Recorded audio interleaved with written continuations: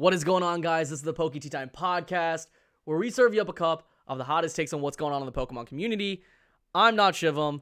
This is the one and only Charlie Hurlocker. How's it going this evening? Hi, how are you doing? I'm good.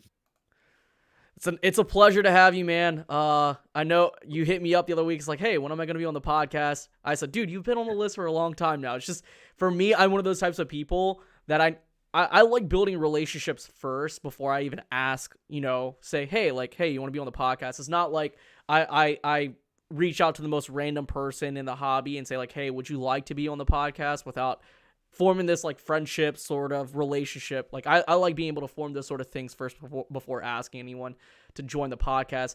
We got a lot of stuff to kind of talk about this evening. So before we get right into it, make sure you like, comment, and subscribe to the channel. We are really, really close to monetization on the channel, even though this channel is kind of monetized through sponsorships.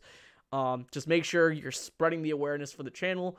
The channel is about to rebrand, so we're changing the name across the board, across many different aspects, whether it's Spotify, Apple Podcasts, anything of the sort. We're changing the name across the board. The content will be sort of different, but it's still going to be mostly predominantly Pokemon. So if you're listening to us through Spotify or Apple Podcasts, make sure you give us a 5-star review. It helps. We have Charlie Hurlocker in the building. Charlie Hurlocker, it's an honor to have you on the channel finally. For those guys who do not know who Charlie Hurlocker is, he is a lead at CGC. He's sort of their he is the Pokemon expert at CGC. They go to him whenever they have any particular questions, and I'm sure his responsibilities at CGC is probably a lot more to it. So we'll dive more into that as well. But let's get right into it, Charlie. I want to know how you got into Pokemon. And how did it get you to where you are currently professionally?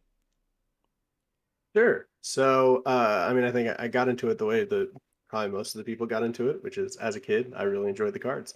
And so I collected them, and I also sort of like didn't collect them for a really long time, mid to early 2000s. And then late 2000s, I got I kind of got back into it a little bit, started picking it up 2009 or so, and I just like caught the bug. You know how it goes. And I started like collecting like really aggressively, and really just kind of falling in love with the cards again and pursuing them. And shortly thereafter, it was a smaller world back then, right? So shortly thereafter, you find that, what's the best way to fund your addiction is to just keep buying and selling them, right? And so I was involved with buying and selling them, and I kind of found a niche with sort of like high-end English cards. And this is back when Poke Gym is the predominant market outside of eBay. And like I was like signing up for a PayPal before I was old enough to, and that kind of thing. Yeah. And yeah, so I was just kind of like doing the flip game, and just kind of just doing whatever I could to get some of these like really nice cards that I was just falling in love with. Early cards I was chasing, like like you hear about Stadium Deoxys, you hear about like the Championship Arena, like just those types of cards just felt like so insane to me.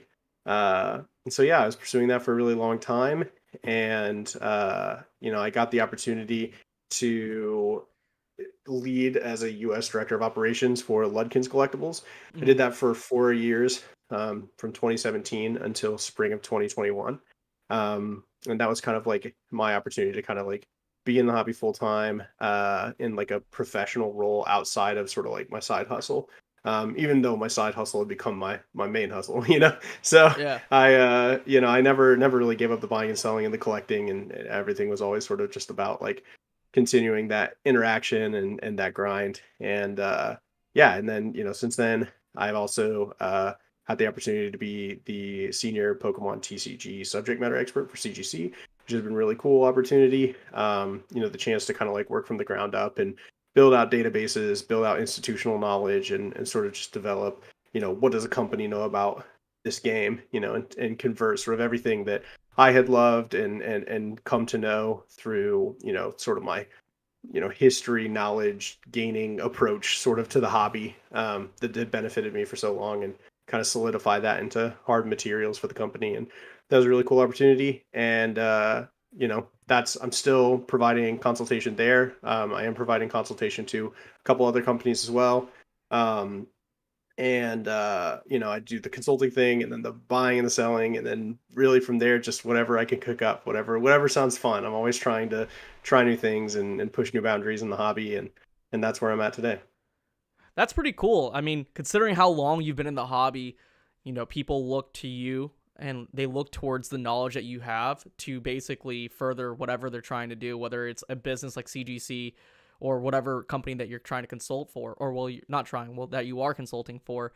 I guess my question to you is, in the past, 2 years or so, we've seen a lot of cards, like a lot of older cards that have popped up that have definitely drawn wonderment to a lot of people, like the Disco Charizard that just got graded, or the Magic the Gathering back, the Protostoice as they call it, or any other cards that come from the testing era of Pokemon. How does your expertise and how does your knowledge kind of how does that play into that when it comes to authenticating cards like that? Sure. So, I mean, a lot of times when you're talking, like the specific examples you cited is more of a scientific puzzle than it is sort of like a historic puzzle. So Mhm. there is a history role in sort of like placing, like, okay, if this object exists, where do we look for clues? Where do we look for similar items? Who could we contact?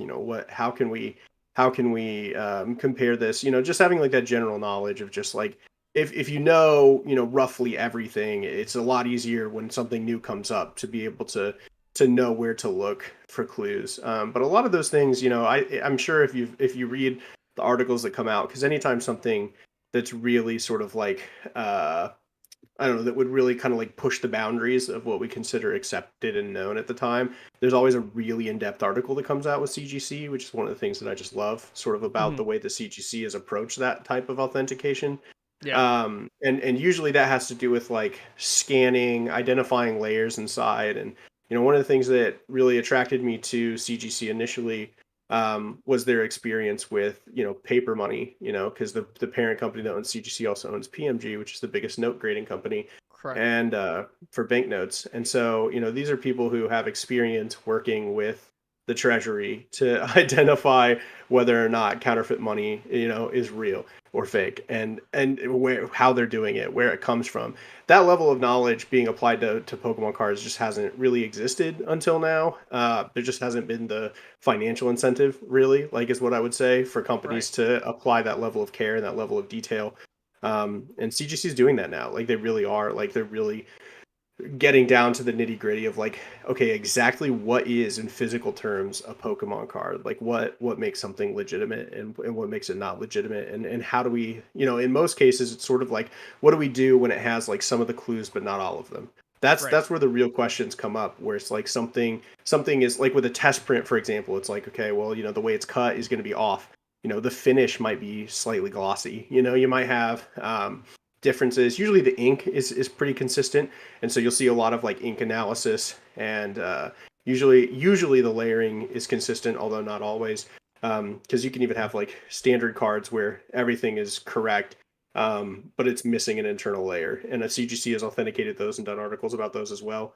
But yeah, I mean, those are kind of like that's kind of like where I come in is not so much on the scientific side, because frankly I'm not the most qualified person at CGC to identify those types of things. Right. But it's identifying who do we talk to, where do we plug in the history of sort of like what this card is, and how do we understand this contextually? What is the narrative that makes this collectible exist, and where does it sit in Pokemon TCG history? That's one thing I do like about CGC and how transparent they are when it comes to authenticating stuff at that kind of caliber. I'm sure they're using that sort of technology across the board with every card. And I know myself, I think, if I'm not mistaken, CGC also does the whole authentication process whenever you buy cards above a certain threshold through eBay. Um, and I think they kind of do that as well. I always try to buy like very, very niche stuff off of eBay so I can just kind of throw off people at CSG and do all that jazz. Because like I just bought a few cards way back, and one of my buddies who does work at CGC is like, "Oh, that's who bought the card." Like you're the guy that bought that card. I'm like, "Yeah, that was me." Like, man, I should have figured. But that's actually pretty cool about how you kind of fit within the mold of CGC and how involved you are in that kind of aspect. Kind of moving on to that, I did bring up eBay, and eBay did just bring up vaults, and we see this vault race kind of happening. We see Beckett talking about it. We see PWCC talking about it. We see eBay talking about it. And it just seems as if more and more companies are being put into this position where they kind of have to open up a vault kind of service. So what are your thoughts behind, this sort of service that's kind of going out, and the future of these different services? So we can kind of touch on different things right now. Yeah, so I mean, with vault services, I think like the interesting thing about it is that it is playing a much more like meta game when it comes to like the competition for fees, the fees that these companies earn when they actually are, selling the cards, and sort of seeing also like what companies are willing to give in order to get those fees. And so that's been like an interesting competition, if you will, seeing as PWCC launched it first, and Mm-hmm. they were running promotions, and they've gone lower and lower and lower, where it's like I think now it's like any card over $50, like you can Yeah. get, intake on the vault for free. So that's been a really interesting process, and I think that it's I think it has like really really really strong good things, and I think that in general it's like good for the hobby, and that I think that you have like real insurance, things are there's preservation, professional fulfillment, like all of those aspects are all really good. Like consumers win every single time with that. But also you have just like a really interesting consideration now where it's like I can't just take the vault service like at its face value, because I also have to have, the trust that when I lock this item into this ecosystem, that the terms aren't going to change, that it's going to be handled Mm. well, and also that the platform is going to be strong going into the future.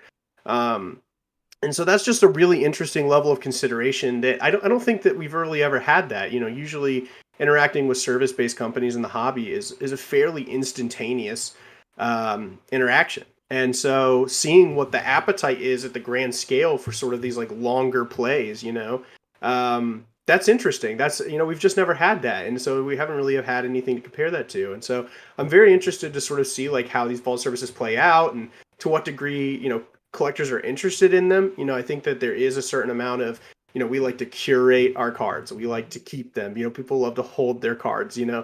All my entire time in the hobby, I've seen people pay like unnecessarily money to get the cards in hand faster. And that can only really be like explained by sort of this rabid desire to actually physically possess the cards. And so the extent to which that can kind of be broken down and people will go for these services is a huge question, and I'm really interested to watch it.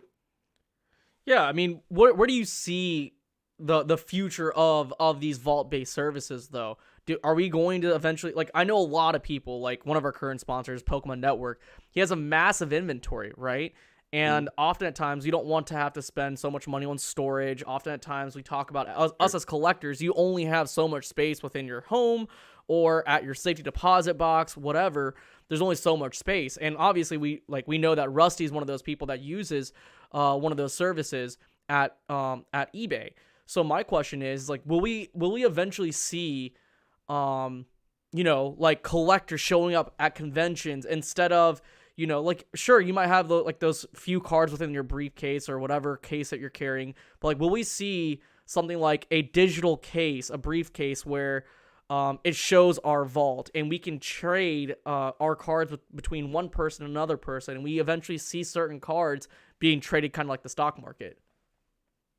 Yeah, I think you could see it to a certain extent. I think maybe the stock market is probably like I don't think you're ever going to have, because the fees are really high, and the liquidity is still dramatically below like what Low, the yeah, what of the stock course. market is. So I don't know that necessarily we'll see it in sort of like a super stock sense, but Hmm. I do think that it does legitimize them as assets. And so I think you're going to see this upper limit, and I don't know where that upper limit is. I don't know if the adoption limit of the whole of consumers, and to what extent they're willing to adopt these vault ecosystems.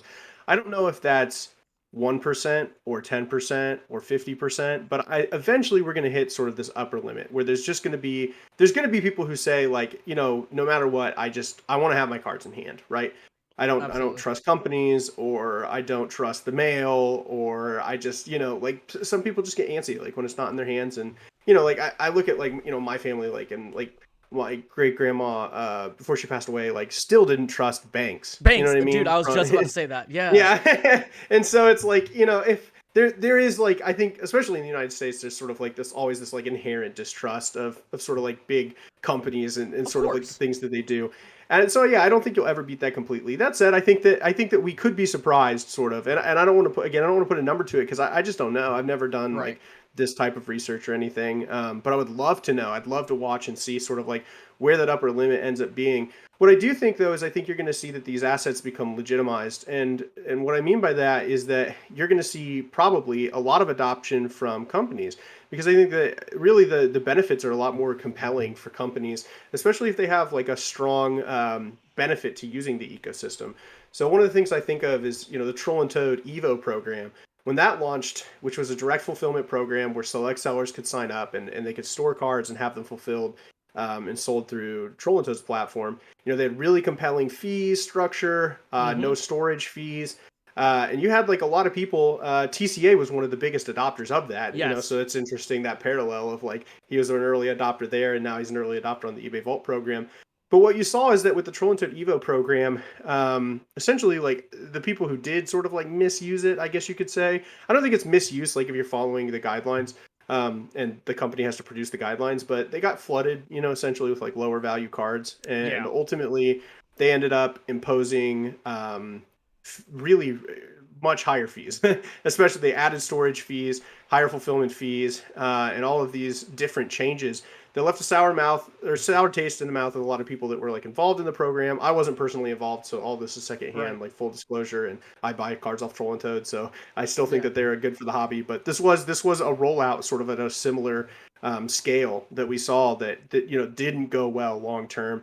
A lot of people had a lot of cards on the system, and I know some of the bigger sellers ended up the fees that they were facing to even just repossess the cards that they'd already put on the system were so high that they ended up just like saying keep 20, 30, 40% of my inventory, because there was no economic way for them to recover it. Right. So having seen like how that can pull like develop, I think that you have to have a really really strong trust level in the platform itself and long term sort of the relationship that they're proposing, because I think that especially when it comes to like smaller businesses or smaller collectors, even if you have a situation where they like just violated the terms, I don't know the extent to which you're really going to be able to pursue justice, right?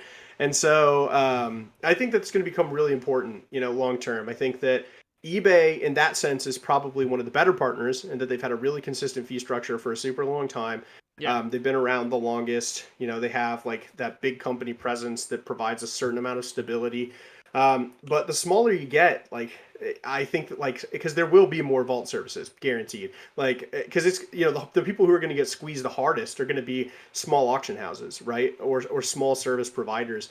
And so yeah, I think that I'm looking at the Golden, I'm looking at the PWCC, I'm looking at the eBay. Those are the three vault systems that are like tangential to Pokemon that I'm aware of right now. And I Right. think that eBay is definitely the strongest value proposition if they maintain a competitive fee structure. Yeah, I think so last week I had a podcast about eBay and whatnot, and I think it just comes down to that. The fee structure that Mhm. goes in within that particular ecosystem in itself, and how convenient is it for the actual consumer to actually use. Um you know, I kind of want to, if we're kind of done on that, if you want to talk more about that, we can definitely expand upon that a little bit more. But I want to talk about where we're at in the current state of the hobby, and where do you see us going um, in the next 3, 4, 5 years. Obviously, we are in the cusp. I mean, personally, I think we are in a recession, but I'd say we're in the cusp of a recession. That's something that other people would say, but I personally think that we're in a recession currently, based upon my current business, the current numbers that I'm currently seeing. Let's go ahead and create a level of framework of what's actually happening in the current hobby right now, and then where do you see the hobby kind of going in the next 2, 3, 4, 5 years? Sure. So, I think that when you're like assessing sort of like the first question in like where's the hobby going is sort of like where's the hobby at now, and I think you kind of have to find sort of like your footing there with that question to really be able to kind of like forecast. So with where the hobby's at right now, I mean, especially if you're talking, I mean, you said like 2, 3, 5, right? 2, 3, 5 years, like, you're talking like a long term, proposal. I think that one thing that is natural considering how much growth we've had in the hobby is that a lot of people in the hobby are very new in terms of like the amount of experience that they have and just sort of like the raw number of years that they've been around. And so, I think we're at a point where, I mean, especially when it comes to people that are doing a lot of buying and selling and people who are like trying to run small businesses and that kind of thing, a lot of those people have really only been in the hobby for about 2 years. And so I would think that if that's your perspective, that you probably have to be very nervous right now. Yeah. The hobby has come down a lot from a year ago, Yeah. and I think that that's sort of like in some senses you've seen that with liquidity, and in some you've seen it with prices. I think that there's an overemphasis on prices instead of an emphasis on market capitalization when it comes to sort of like junior league, analysis of the hobby. So a lot of times what you'll see is, people are like very nervous because like a price on a specific card has come down. But then you're looking at it and you're like, oh, well, actually, we've been able to maintain liquidity on this card. The price has come down a little bit, but where we were looking at 2, 3, 4, 5 sales per year before, we've seen that many in the last month. And it's still been able to maintain, 70% of the price that it was at before, which to Mhm. me would be a sign of strength, not weakness. I think of like the PSA 10 Crystal Charizard that it seems like one is auctioning like every single week and has been for a really long time now. Yeah. That's a card that has, managed to retain a lot of value and Yep. really and retain a lot of the growth that it experienced even, Hmm. to the point that, on the 2 year, it's way up, despite the fact that 2 years ago, you would have worked way harder to find one.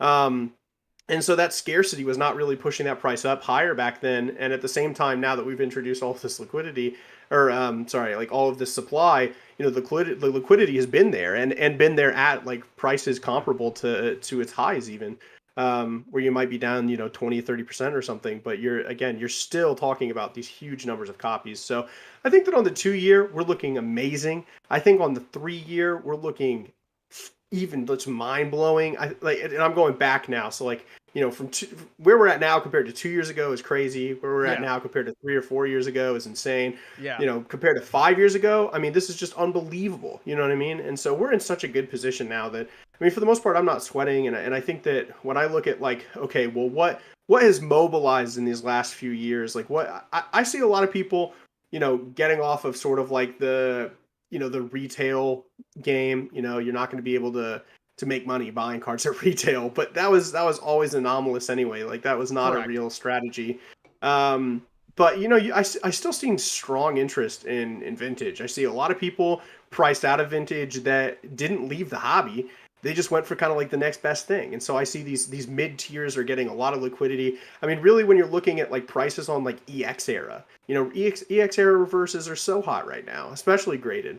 And you're seeing just like stellar prices across the board and huge liquidity. I mean, that did not exist 5 years ago at all. Like those were like $2 to $5 cards. I mean, it's just like Yeah. not really something Yeah. that and people would have said like these aren't worth grading, right? I Yeah. think in the future you're just going to see like more of that interest that's trickling down, and you're going to get a stronger foundation across the board for vintage and for not quite vintage and all of these different eras that are Uh, just really uh, cool and have a lot to offer in Pokemon. Especially in the very niche aspects of the hobby itself. Like when you get down to like Bandai or Meiji, like you have I see more and more people now collecting that versus what it was 3 years ago. So like I think the more as like even like content creators or more people like yourself shed more light on just various verticals or various aspects of the hobby, then even if there's that one person who finds interest in that, I think there's only hope for the hobby. There's more hope for the hobby. And I think the biggest thing that you kind of touched on is like the point of entry, right? If you're one of those people that kind of enter the market when things are already very, very high as is, very, very in the FOMO ranges, then you are that person that's in a position that is nervous, right? like myself, I got in 3 years ago. A lot of the stuff that I've bought is still very much high compared to where I bought it. Um, so I think that's awesome. We have a few people in the chat. We have Radar saying that we have you're one of the greatest, so we could consider you a goat. We have Thank you, Jeff. Alex Hodges in here. We have Pokemon DNA. We have a lot of people in here. We have Claire's Lair. And I mean, Alex Hodges is, saying that you're correct. He remembers thinking base set unlimited boxes were $2,500 was insane back in 2019, and look at where they're at right now Yeah. still. Well, So it's one thing with base unlimited specifically too is that we used to joke about it. Like we used to underline unlimited. We used to say like it was called base set unlimited because there was truly no end to the amount of base set unlimited that was out there. Like that's really what we thought like for a very long time. And so even at 2,500, I mean, I think a lot of people that have been around for like 10 years. I mean, like base set unlimited had no premium for like a long time, like over a decade. Like people were not paying for that. It was everywhere. Like there were people with hundreds of boxes, see that's And so like something. see where that's at now is crazy. Yeah, see, like I didn't know how unlimited base set truly was until there was a clip that someone sent a recording of their base set Charizards that they were gonna send off or whatever they were doing. They were just showing it off to PokeRev at that time, and you have a Hmm. dude just showing like stacks. I'm talking about stacks. Like I think I Hmm. counted well over 100 base set Charizards, and this is like in the hype of 2020, and it's like, okay, I need to get rid of this card. And when we saw a PSA 9 base set Charizard that's unlimited selling for $7,600, or PSA 10 selling for the same price at that time for a gold star Rayquaza, at that point I was like, wow, this is insane. And it wasn't until afterwards and when Whatnot became a huge thing where we just saw more and more base set boxes being opened left and right, where it's like, man, I see this happen. I see this being opened up on a regular basis, on a consistent basis. And so it's like, at what point do we start saying that, hey, there's only a few more boxes of base set, or really any unlimited set is left? Like, when do we really get to that point where people should be nervous, where people should start holding on to their unlimited boxes? But now it just seems like everyone just wants to rip it, which is fine by them. Yeah. I Um, think we're still pretty far out from that moment too. Like yeah, I I think think you so could too. probably you could rip a base set unlimited box probably every single day for the next like 5 years, and we still would not be anywhere near the point where it's like maybe we'll never find another one. Like that's just not gonna come. Like Yeah, it's good. You're talking decades, I think, probably before we get to the point where people are looking at that, the way that they do like an alpha magic box, where it's like, oh, this right. is impossible. Like this doesn't exist. Yeah, the amount of just submitted base set unlimited cards that were sent out to PSA, just the population on that is just nuts too. We get to the point where it's like almost like modern sports card populations, which is still fairly low in comparison, but it's still a lot when you're just talking about Pokemon. It gets to that level of Champions Path promo card populations. But I kind of want to talk more about, the future of this space a little bit more, just because we kind of talked about the 5 year aspect of Pokemon. Because to me, 5 years still, that to me doesn't seem like a long term for me. It still seems fairly short term. Where do you see Pokemon being in the next 10 years? And I know this is a very speculative question, and obviously, like, for those of us that are involved in this hobby, it's always a good thing. But I want to know what you would like to see more in the next few years of the hobby, or where you would like to see the hobby at in 10 years. Sure. I mean, like, where would I like to see it, or where do I think I'll see it?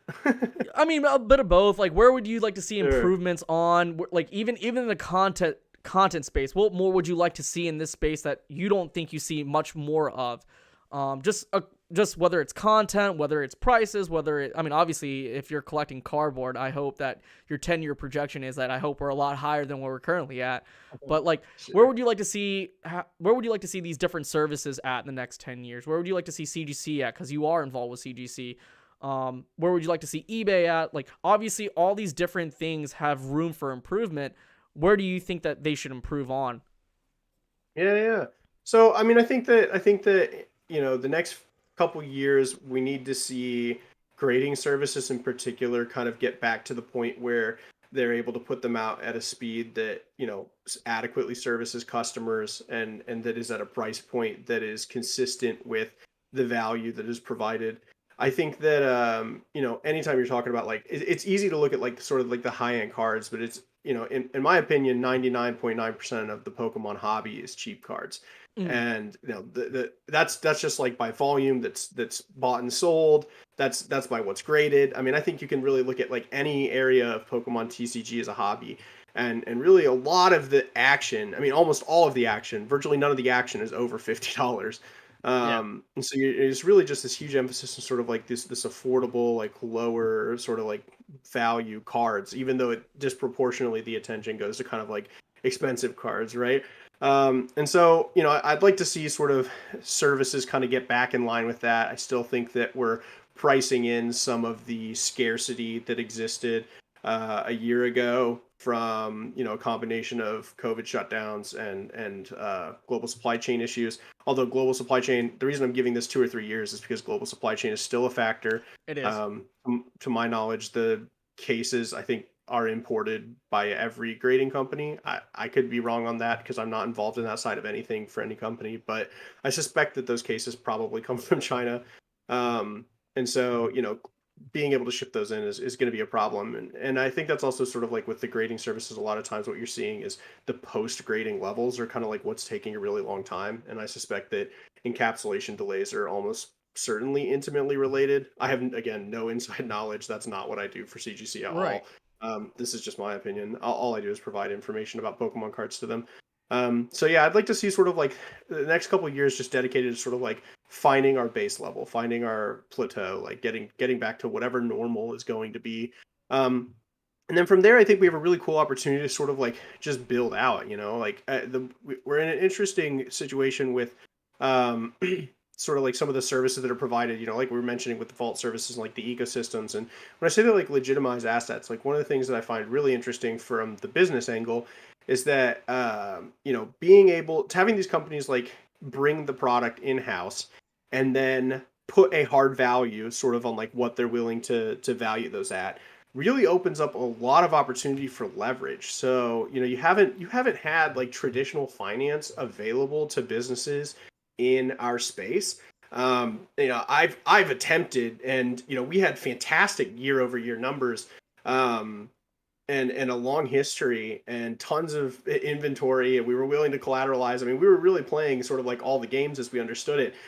But banks just don't understand TCG cards. They don't. So like, Yeah. yeah, so like I think it'd be really interesting to see sort of like what happens if you have these companies like bringing these things in house, and then PWCC is really on the forefront of this one of just providing like the ability to leverage those and then make moves. So for businesses, I'm curious to see what they can do with that. And especially if grading services can get down, in price to a level where like Pokemon cards, the majority of Pokemon cards are viable for grading again. Like, I think that could be really interesting. I also, I think my perspective is that grading is still very, very, very far from catching up sort of with demand.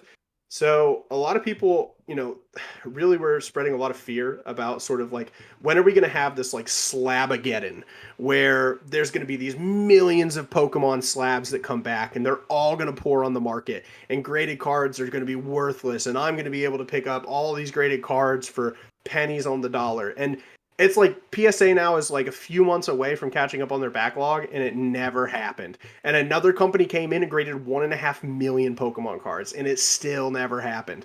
And so, like, I think there's a couple things there. I think one, people think that graded cards is a market, and it's not. Graded cards is an attribute of a subsection of other existing markets. So you could have, like markets for these high-end cards, markets for these low-end cards, markets for modern, markets for vintage. You have all these other markets or whatever, and a portion of that is graded. There is no graded market, right? So like that's like kind of like misconception number one that I think kind of like leads to people drawing that conclusion. I'm one of those very few people that was saying, "Hey, we're gonna have a slab of gut in here. We're gonna have the Sure, yeah. junk wax era of slabs." I was Yeah. one of those people.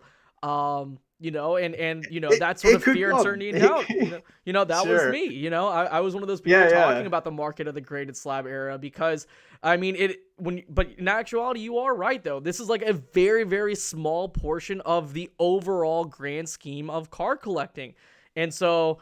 I think, yeah, I mean, you're very much right. I was one of the very few people who said, like, I said this back in like April of last year. So yeah, hey, Sure, yeah, and that wasn't like a call out or anything. no, no, no, no, Like, no, yeah, no. Hey, yeah, even yeah, if it was, I'd be like, okay, I'm happy to yeah, own up to it. sure, Like, I'm never. There are yeah, times where I'm right, and there are times where I'm wrong. And in this case, sure. I'm wrong. No, Yeah, I appreciate that. Yeah, I think also too, just like the number of cards that come back from the grading companies and actually make it onto the secondary market is still crazy low. yeah, it is. Uh, like you'll see these numbers where it's like 225,000 cards graded this week or whatever by PSA, and then you'll go and like the number of eBay listings is up like 500 cards. Like it's like so like we still have like a very low percent that are actually, which I think is like in my mind long term, because we're ultimately like I'm on like talking about long term. That says to me that we still have an extremely strong market. Because again, I'm not worried about prices so much as I'm worried about how much of this like is signaling overall growth. When people are taking these items and they're collecting them instead of just like flipping them, that's how you know we don't have a beanie bag or a beanie baby situation, right? Yeah, we don't have a tulip Um, mania again. yeah, we don't have that. We really don't have that. And, No. and so like I feel really strong about that long term. I think that people are still super interested. If anything, I think that some people are maybe holding on a little bit right now. I do think the last few like Pokemon sets are, not as cool as they had been. Granted, we're getting an Eevee Heroes reprint, and I can't wait for that because that We was one of the are. best sets we've had in a super long time. I've been seeing I've been seeing a lot of articles pop up about it, and people saying like, "Man, I regret going too crazy on Eevee Heroes," and it's like, "Hey, there's a reprint coming in," and Yeah, yeah, at this point, like, I think like people who do collect modern very heavily should be less into FOMOing into those sets in particular because of that. Like, we know that Pokemon is more than happy to reprint at demand sets, and this is just another example of that. I kind of want to talk about what you kind of talked about right there, where we'll touch on what you said right there, where it comes to when it comes to people holding on to more cards. I think people also need to understand that Pokemon cards are a very, very small portion of all the cards that are graded at PSA. There's so many different cards that are graded at PSA, and I think sports cards takes up that vast majority of what's being graded at PSA. And I think a lot of people probably are selling a lot of those cards. I don't know too much. I don't really participate in the sports side of the hobby, so I guess when I go to the national, I think that will be a good way to learn about certain stuff. As far as that side of that hobby goes. But I know some people are super bullish, just like Lucaria Forever says, people are too bullish on the ultra modern. Do you think people should be worried about the populations for a lot of the modern cards that are being graded, or do you think that doesn't really matter either? I think it just kind of like depends on the card, to be honest. I think that even with the modern, like even with the super saturated stuff, you're still. I mean, so like one of the crazy things that you mentioned the Charizard ETB promos, right? Mhm. That came out, and like the fact that the price is still substantially above, even with all these copies that have sold, is still substantially above the cost of grading when it came out, plus the value of the card. I mean, it's like this is still profitable. You know what I mean? Like this is, and so like we're not even at the point where people are losing money. Like and that's in a completely uncompetitive environment. I mean, that's like people who are paying full retail for the grading and full retail for the promo are still making a profit. That means that like demand is just crazy. Like demand is just super high, and I do think that like I would not be all in on battle styles. You know what I'm saying? Like, I think there are some sets that, Yeah, obviously there's too much of this stuff. yeah. People aren't really, every single card in it is nearly worthless. That said, I just hesitate to tell people like, avoid it because I would have said the same thing about Crimson Invasion, but or Steam Siege, but if you bought any of those boxes sealed when they came out, you made money long term. I think that's one of the things about Pokemon is it's just like sometimes one of my like little catchphrases I give a lot of people, especially when I'm consulting, is I'll say that with Pokemon, the question is not really is something a good investment. It's is it the best investment? Because when you're looking for like, is it just going to go up in value over time with Pokemon? Almost always the answer is yes. You just have to, really the question is just like, is this going to be the best place to put my money? I would avoid a lot of the modern sets. That said, I still think modern promos are really good. And I've always been a promo guy over a set guy. I think that we had those like Flareon and Vaporeon and Jolteon boxes that came out. Unreal. Beautiful cards, super low print compared to like how much interest there was. Mm, Even now, like just like one promo card goes like over the MSRP of the whole collection. Those were insane. And they're so hard to get. They were hard to get the second they came out.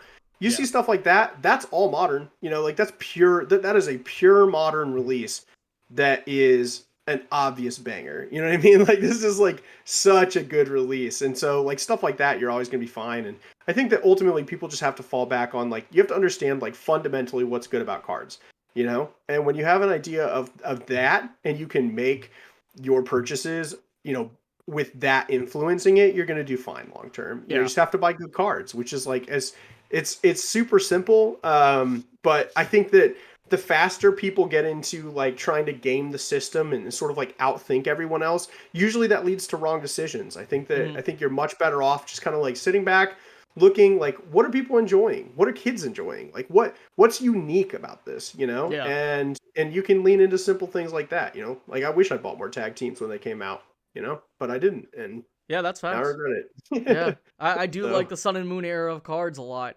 Um, I think it kind of touches on, what I'm about to say is kind of, involved with what you're saying.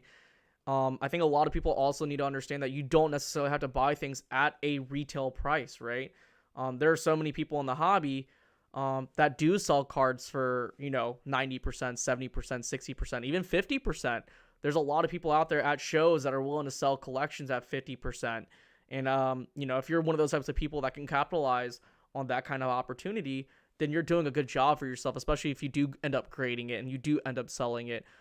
Especially in this market right now where things are kind of a little bit slower than where they need, like slower than normal, and things are kind of, simmering down just a little bit. But I think like I'm very hopeful about the hobby. Am I worried? Nah, I'm pretty content with where things are as far as this space goes, and I think you're kind of on that same page as well. I want to know, are you collecting anything? I know you do collect, historical memorabilia, but are you collecting any TCGs outside of Pokemon? not really. I mean, so part of the challenge for me is it's just like I still really like Pokemon cards and I still don't have everything I want. So it's like it's difficult for me to sort of like get super into it. I've looked at some of the other ones. I love to try the new TCGs and kind of just be tangentially aware of like what they're doing. And I love sort of like watching the development in that space. I mean, I think you've had companies like MetaZoo who have like really dramatically operated in a way that is very different from sort of like how other companies in the space have operated. And I think that like the amount of attention that those companies have been able to get and the ways that they've used sort of the social media aspect to benefit them as opposed to just being hurt by it. Because in the past, I mean, you just wouldn't have been able to get the algorithm to care, like if you were a new TCG. And so the fact that they've been able to kind of like play that game and get ahead with it as opposed to behind, like I'm watching all of those developments and I love it from an industry perspective, but in terms of like personal collecting, there hasn't been anything yet. Mostly just because like I'm still finishing like really big Pokemon goals. So I mean, it was just a few months ago that I managed to get like my English versus set, and that was like an 11-year goal. And so I'm still knocking out like really big items that it takes a lot of resources, right? Like picking up a PSA 10 first base Charizard is not something that I can do every month. Like it takes me a ton of cards and a ton of resources to be able to make that happen. And so some of my goals are just like still pretty titanic. Dude, that's kind of worrisome for me, cause I don't want to be 11 years deep and trying to complete a goal that I started 11 years ago. No, because it sounds expensive. No, I don't mind that. I think that's actually kind of really cool that you're still trying to complete certain goals that you set out from 11 years ago. Like I know for myself, I set out a goal to have 3 years ago. I'm still not done with it. I don't think I'm gonna be done with it anytime soon. But that's actually pretty cool that you're still trying to collect things that are in Pokemon, and there's always that new chase once you complete one goal that you have. I think like for me, like I'll always cross out things that I've wanted in my collection, but sometimes at times it feels like I'm a little bit complacent about my certain goals. It's like, oh man, I got this, now what? But there's always something there to actually collect and trying to accomplish and trying to finish out. I think that's like the sort of the soul of a collector. There's never this aspect of being content with what you have. I wouldn't call that greed. I mean, maybe you could call that greed. But yeah, I think that's really cool. Is there any TCG right now that you would actually try out if you did have all your Pokemon goals completed? It's a good question. I think like if I was like going for it, like I would probably just try to grab sort of like the earliest, most historic pieces and like all the TCGs. I would that would probably be the next thing that I would do. And I think that I think I have like do you like in terms of like modern and like vintage, like how I would approach it. So like there are old TCGs that I think are pretty nifty that like I would love to have like a booster box of like Metabots and open it because like I just loved Metabots as a kid. But at the same time, it's like one of those deals where I'm like, do I want to spend like $70? Like, how many Of good course, Pokemon card $70. artworks I could buy? $70 There's is so easy. much Just throw it at Pokemon it. though.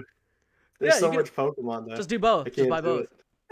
Just buy Just buy. both, yeah. Yeah. It's. I mean, I'm also kind of like I'm like aware, like again, like when you've spent like 11 years like chasing specific goals, like I know how big of a can of worms it could be opening, and so it like makes me hesitate as well because it's like, okay, well now sky's the limit, like because if I'm buying those things and I don't have a specific passion for them, sort of like what is my motivation there? Like why am I Right. trying to Of buy those course. things? And so Of it's course. like I think that I don't want to start making purchases that aren't fueled sort of by like vetted long-term passion. And sometimes that makes me act too slow. There's a lot of times where I don't buy things fast enough and I pay like not ideal prices for them in sort of like a long-term vision, because I am so cautious about sort of like, is this impulsive or and sometimes that makes me miss opportunities. But at the same time, I think it's worked out for me long term. So I'm kind of like stuck in my ways, if you will. Yeah, I think I'm sort of the same way. Like I'm not I'm very hesitant across like newer stuff. Mhm. Even with like modern, like as much as I'm against certain modern things, excuse me, I'm very hesitant on buying something, especially if I don't know how it's gonna play out. For me, I like having to, I like being able to see certain sales history, or like I like being able to know that this item is or this card is very difficult to source out. So like to me, that's a little bit safer for me. But yeah, I know what it means. I know what it's like being able to open up a can of worms because I'm collecting Pokemon, I'm collecting vintage Digimon, I'm collecting Yu-Gi-Oh. There's always something to like. There's always something for me to actually collect, and it's I don't know. For me, it kind of keeps things refreshing at times because I know a lot of people experience burnout as well. And so whether it's me collecting cards or expired Pokemon food or even just I don't know, it can be toys. I collect a lot of vintage Pokemon toys as well, and Right. that's Yeah. Yeah. always fun. Um, but And yeah, that's a big can of worms. oh man, There's dude, yeah. There's so I've many been collecting. toys. I've been trying to collect like the same line for the past 3 years, and I'm still not done with it. And it's like I know Right. the people that own like one or two of the things that I want to buy, and they just will not sell it to me, and they have not wanted to Right. sell it to me in the past three That happens years. in cards too. Yeah, like I had like I was trying to finish like my sampling set. So like the booster packs that they used to come out in the United States as well, but now they only give them out in Europe. Hmm. And it's like it comes out with every modern set or whatever in English, and it just says like sampling pack on the front. And it took me forever to get the Call of Legends one, which was like obviously the shortest printed in terms of, or it was like only given at a very specific location or something. We don't know the exact history, but something was up with that release because there's like it's nowhere. Can't find it anywhere. And the only way I even eventually got it is that the only person that I knew who had it, after waiting like 5 years, they were like, you know what? I don't know that I want to go this direction with mine, and I know you've wanted it this whole 5 years. Like, let's make a deal. And so, like, yeah, like sometimes you end up just camping for a super long time, like just holding out. Like maybe this person goes first, and then I can end up with it in my collection. And I suspect too, like from what I know, like from studying like other hobbies too, especially like aging hobbies, um, I think that there's a very long time that you can be in that situation. I mean, I know that there are comic book collectors that, you know, are like literally like end of life, you know what I mean, who have waited their whole lives to finish certain collection goals and are just now getting opportunities. And so, yeah, I mean, I find that inspiring. I think that is serious dedication. Like, kudos to them for you know, being involved in something that long and maintaining their passion, and it's still to this day like wanting, like, end of their life, like they still want to finish this, and you know, like whatever happens after is what happens after, and they're not concerned about it, and I think that's so cool. Like, I love that. Yeah, I think that's pretty cool. Like right now, I'm trying to. I just DM'd someone that I had not like DM'd in like the past 3 years, and that's like this chick. Her name is Pika Bellichu. She's in the Guinness World Records for the biggest Pikachu collection there is, and Okay, cool. she has a factory sealed shiny Pikachu combat figure that I'm trying to buy. If I buy that, then I have like only two more left, and one of them isn't even pictured sealed. Like there are no pictures of like a shiny Heracross that's sealed, and she will not sell it to me. She just said no, I'm Yeah, not selling it. I'm like, dang it. yeah. And it's like there's But only two other people. sometimes you gotta find like what they do need, you know? Like, I'd just be saying like, okay, well, what's of that same caliber that you have to have, you know? Yeah, Because there. then at least you still have to strike gold, but it's a little bit easier if you have three different ways to do it, right? Yeah, Like, yeah. So like I actually just reached out to another guy that I bought my factory sealed shiny Scyther combat figure from, and he sold me that and a non-shiny Scyther combat figure, and I didn't know how rare the shiny Scyther combat figure was until I was talking to one of my buddy about it. He's like, "Man, I'm really interested in buying back my Scyther." I'm like, "Nah." And then like he bought, right. you know, a factory sealed shiny Charizard and a factory sealed shiny Pikachu, and it's like, "Hey, I know you were wanting this Scyther back. I know you love Scyther. I'm interested in doing a trade with you." And he's like, "Man, that's actually a really good offer. I have to think about it." And it's like, "Man, just give it to me already." Um, like And that's I'm always the hardest part when you get into like something that's super niche too, where it's like it like isn't even making sense. Where it's like, okay, like obviously Scyther is not on tier with these other like yeah, Pokemon, but yeah. it's like, but if it's the hard one, you know, like Yeah. And for me it's just one of those things like I react very impulsively whenever I see something that I extremely want or I have wanted that's super niche, whether it's on eBay or I see another collector that has it and it's like, "Man, what do I need to give up?"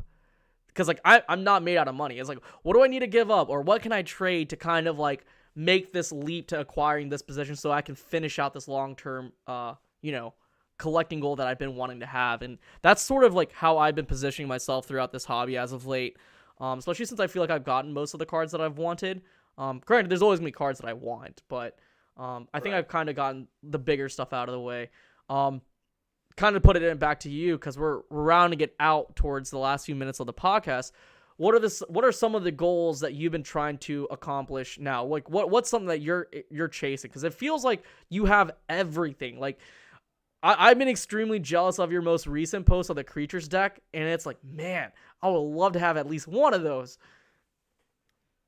Yeah, I still need a Ishihara GX. I think I'm probably gonna get one of those eventually, and that obviously is a big undertaking. You know, you can't just do that because you want to. So I'm kind of like, I'm taking my time, kind of like, you know, again, like I still feel like, especially with like business and stuff, like I still feel very much like tied down by like COVID and the global supply chain issues. And so like I kind of want to just like spend this year like navigating those, keeping up with cool stuff. Definitely going to try and take advantage of the Year of Heroes reprint if I can. And you know, there's also just been like some good stuff that's come out that I've picked up. So it's like, you know, I'm still kind of like buying small things as they come out. Like the stamp promos that came out were so cool. Like just super cool. Like those are the kind of, Yeah, it's like there hasn't been anything that cool since the Munch promos. And like the Munch promos were, you know, god tier. Like yeah, it's like those are really some of cool. the best stuff that's ever come out. And so, you know, I'm still kind of keeping my eye out for, it's like, okay, this is like S tier. This is like above everything else, and I'm buying those things like as they come out, and just enjoying that process. You know, like sending off graded subs. You know, and you know, God knows when those come back. So it's like, you know, just kind of enjoying sort of the process of just collecting and trying to find my tempo again. And leaning into the experiential side. I've gone to some events and I'm making friends and just having a good time. And eventually I'll get that Ishihara GX, but I'm not in a rush. I just want to I want to have good footing and I want to do it a smart way. Yeah, of course. I mean, talking about events, it was awesome hanging out with you at Leonhardt's pop-up shop, and it was also really Yeah, awesome to hang out with you in good old Charlotte, North Carolina, down in Rusty's neck of the woods. Technically, it's kind of my neck that's of the woods too, but it's proper Rusty's neck of the right. woods. And Sure, it was sure. it was just good hanging out, and then it was really cool you getting those Vanilla Ice Signed Vanilla signatures. X's. Yeah, those that was actually really cool. I did not think of that. If I would, I should have thought of that a long time ago. That was actually pretty genius.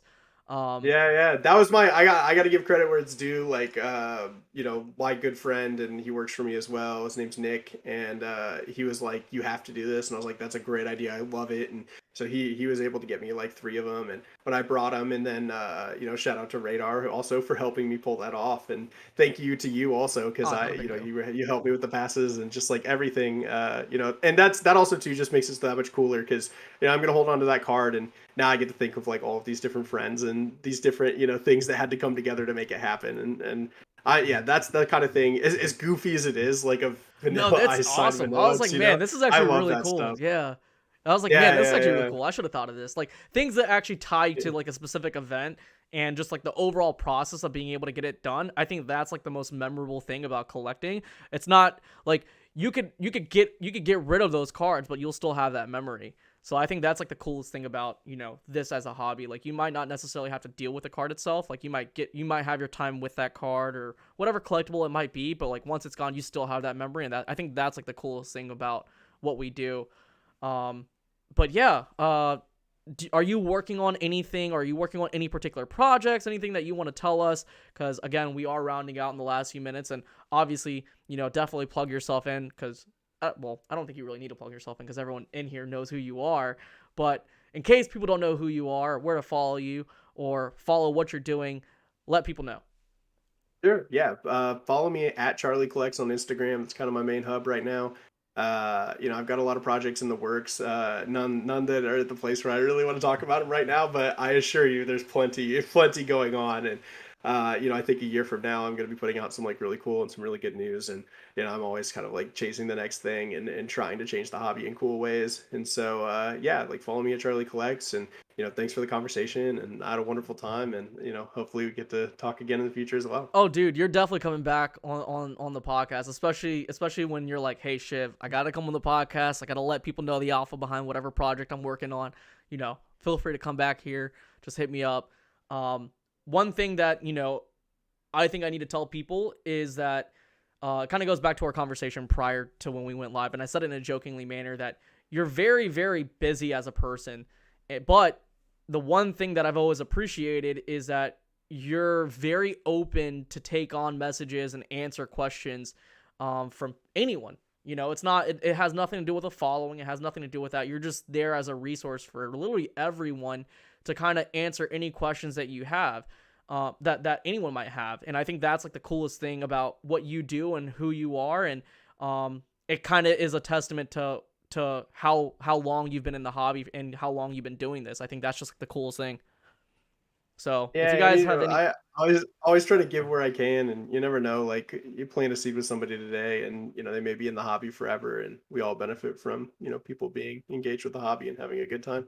of course, and I think more and more people definitely blow up Charlie's DMs if you have any particular questions. Oh god, Yeah, risky, risky yeah, shout out. risky shout out. Definitely hit him up. Don't ask me questions. Hit this guy up because he knows his stuff. But yeah, on that note, I'm very glad that you came on to the podcast. Guys, we talked about vaults on the podcast. We are changing.